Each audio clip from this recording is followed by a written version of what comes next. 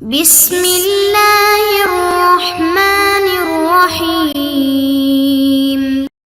السلام علیکم معزز طلباء کرام، آپ سب کیسے ہیں؟ آج ہم تفسیر بیضاوی کے سبق نمبر 27 کو پڑھیں گے۔ آج کے ہمارے سبق کا عنوان ہے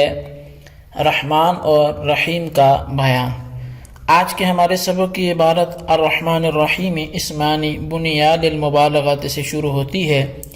آئیے سب سے پہلے عبارت پڑھ کے اس کا ترجمہ کرتے ہیں، اس کے بعد باقاعدہ سبق کی وضاحت کی طرف بڑھیں گے۔ مصنف علیہ رحمہ لکھتے ہیں الرحمن الرحیم اسمانی بنیاد للمبالغات من رحم كالغضبان من غضب والعلیم من علم والرحمة في اللغة رقة القلب وانعطاف يقتضي التفضل والإحسان۔ اور رحمان اور رحیم دونوں اسم مبالغہ ہیں۔ رحمہ سے یہ مشتق ہیں، جیسے غضبان غضب سے اور علیم علم سے ہے،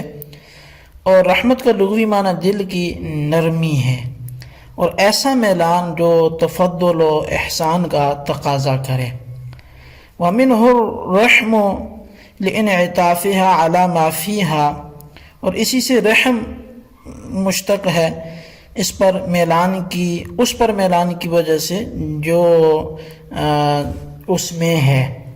وَأَسْمَاءُ اللَّهِ تَعَالَى إِنَّمَا تُؤْخَذُ بِاعْتِبَارِ الْغَايَاتِ الَّتِي هِيَ أَفْعَالٌ دُونَ الْمَبَادِئِ الَّتِي تَكُونُ انفعالات، اور اللہ تعالیٰ کے نام صرف ان نتائج کے اعتبار سے ملحوظ ہوتے ہیں جو کہ افعال کی اقسام میں سے ہیں، نہ کہ ان اسباب کے اعتبار سے جو انفعال کی اقسام میں سے ہیں۔ جی طلباء کرام، یہ تھی ہمارے آج کے سبق کی عبارت اور اس کا ترجمہ۔ آئیے اب اس کی وضاحت کی طرف بڑھتے ہیں۔ مصنف کی عبارت کو حل کرنے سے پہلے یہ بات سمجھ لیجئے کہ رحمان اور رحیم کے بارے میں دو قول ہیں۔ ایک قول جمہور کا ہے اور دوسرا سیبویہ کا ہے۔ جمہور تو کہتے ہیں کہ دونوں یہ رحمان اور رحیم یہ صفت مشبہ کے صیغے ہیں، لیکن مفید مبالغہ ہیں۔ رحمان کے جو ہے یہ فعلان کے وزن پر اور رحیم جو ہے یہ فعیل کے وزن پر ہے۔ اور مفید مبالغہ دو طریقے سے ہیں۔ ایک تو اس لیے کہ صفت مشبہ جو ہے وہ دوام و ثبوت پر دلالت کرتا ہے، اور ظاہر دوام و ثبوت میں زیادتی جو ہے وہ یہ ایک معنی ہے،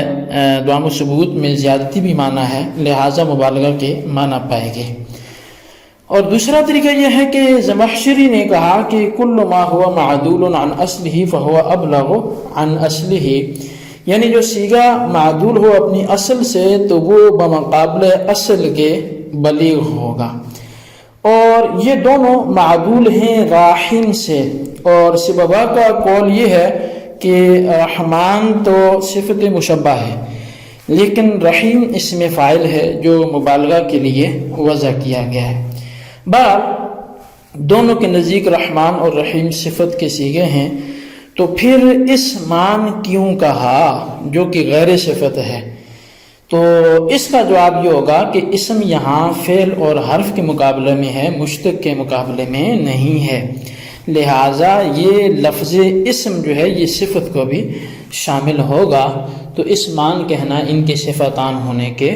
مخالف نہیں ہے۔ اب اعتراض بھی کوئی نہیں رہا۔ دوسرا اعتراض یہ ہے کہ مصنف نے وضع کے بجائے بنیا کیوں کہا؟ تو جواب اس کا یہ ہے کہ اس بات کو بتلانے کے لیے کہ للمبالغۃ میں لام غائب کا ہے، صلے کا نہیں ہے، اور اگر وضع کہتے تو متبادر ہوتا کہ لام صلہ کا ہے، اور معنی ہوتے کہ یہ دونوں مبالغہ کے صیغے ہیں، مبالغہ کے لیے ہی وضع کیے گئے، حالانکہ دونوں صیغے مبالغہ کے نہیں ہیں بلکہ مفید مبالغہ ہیں۔ اور جمہور کے قول کی بنا پر تو ظاہر ہے، اور سیبویہ کے نزدیک رحمان تو صفت مشبہ ہے اور رحیم صرف مبالغہ کا صیغہ ہے۔ اس بات کو بتلانے کے لیے بنیا للمبالغات کہا، اچھا وضع نہیں کہا۔ اس کے بعد قاضی صاحب کہتے ہیں کہ رحمان اور رحیم دونوں یہ رحمہ باب سمع سے مشتق ہیں، جیسے کہ غضبان یہ غضبہ سے مشتق ہے، علیم عالمہ سے مشتق ہے۔ تو رحمان کی اور علیم جو ہے یہ یعنی جو غضبان ہے یہ رحمان کی اور علیم جو ہے یہ رحیم کی نظیر ہے۔ اب اس پر اعتراض ہوگا کہ جمہور کے نزدیک یہ دونوں صفت مشبہ ہیں، اور صفت مشبہ لازم سے آتا ہے، متعدی سے تو نہیں آتا، اور رحمہ تو متعدی ہے جس کے معنی ہے رحم کرنا، لہٰذا رحمان اور رحیم کو رحمہ سے مشتق ماننا یہ درست نہیں ہوگا۔ تو اس کا جواب کیا ہوگا؟ تو اس کا جواب یہ ہے کہ رحمہ ہے تو متعدی، لیکن منتقل کر لیا گیا ہے لازم کی طرف، اور انتقال اس طور پر کیا ہے کہ باب کرم سے افعال خلقیہ آتے ہیں،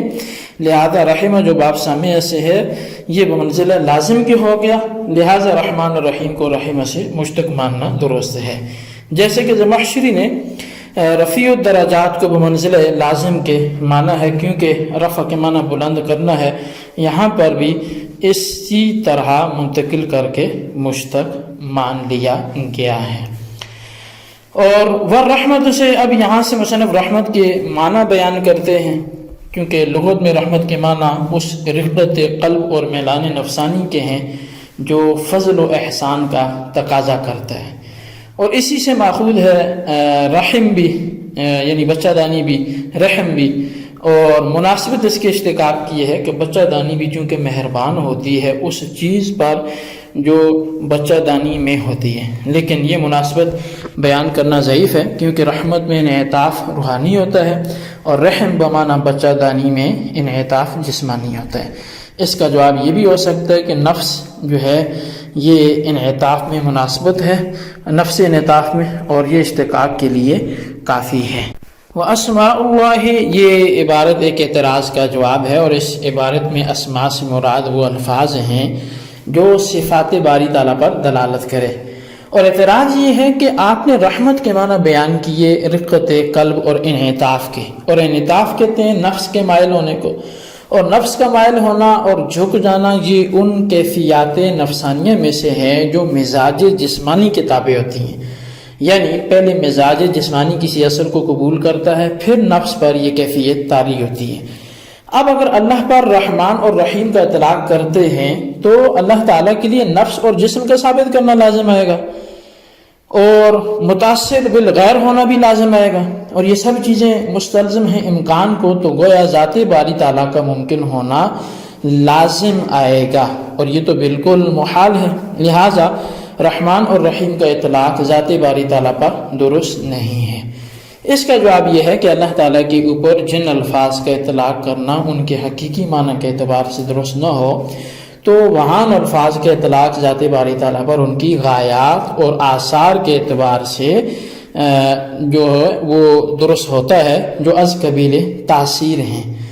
ان اسباب و مبادی کے اعتبار سے نہیں ہوتا ہے جو از قبیل انفعال و تأثر ہیں۔ مثال کے طور پر لفظ رحمت، اب اس کے معنی رقت قلب کے ہیں، اور یہ مبدا اور سبب ہے، مگر اس کا اثر انعام و احسان ہے، تو مبدا تو از قبیل انفعال ہے اور اثر از قبیل تاثیر ہے، بس جب رحمت کا اطلاق ذات باری پر ہوگا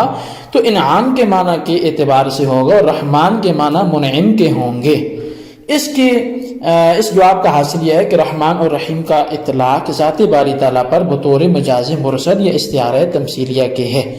پہلا یعنی مجاز مرسل راجح ہے، مجاز مرسل کہتے ہیں کہ سبب بول کر مسبب مراد لیا جائے، یہاں پر بھی یہ بات موجود ہے کیونکہ رحمت جو سبب ہے وہ بول کر مراد لیا انعام و احسان جو مسبب ہے، اور استعارہ تمثیلیہ کہتے ہیں کہ ایک حیت کو دوسری حیت کے ساتھ تشبیہ دینا، اور جو لفظ حیت مشبہ ہی کے لیے استعمال کیا اس کو حیت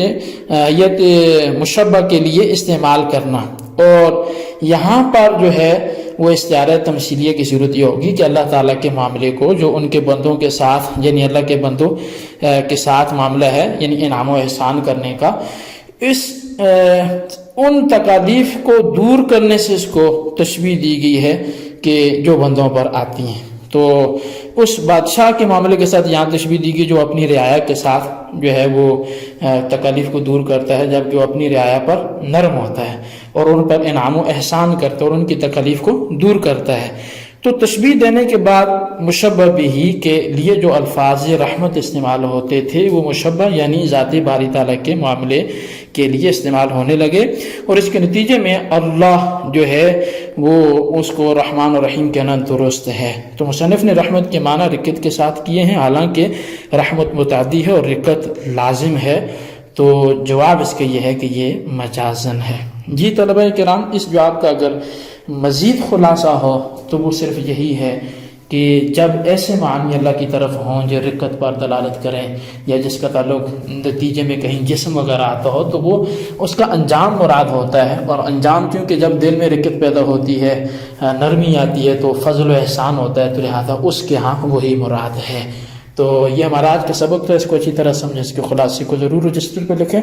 بالخصوص ان سوالات کے جوابات دیں۔ سوال نمبر 1 یہ ہے کہ رحمت کا لغوی معنی کیا ہے، وضاحت کریں۔ سوال نمبر 2 یہ ہے مصنف نے بونیا کہا، بودیا کیوں نہ کہا،